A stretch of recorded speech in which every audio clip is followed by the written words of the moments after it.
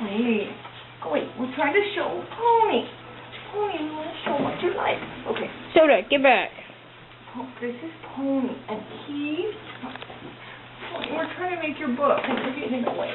And he's my baby. Oh, Pony. I kind of spoil him because he's got some behavior problems. Oh.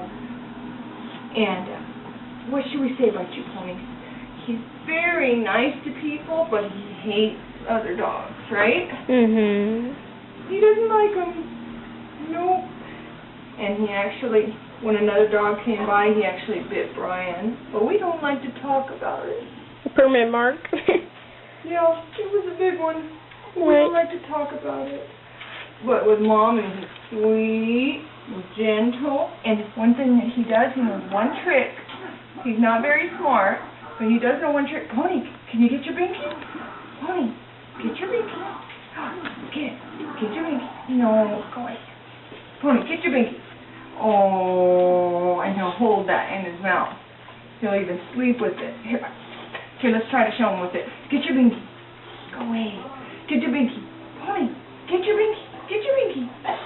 He usually gets it by himself. Oh, Mommy loves you anyway. Okay.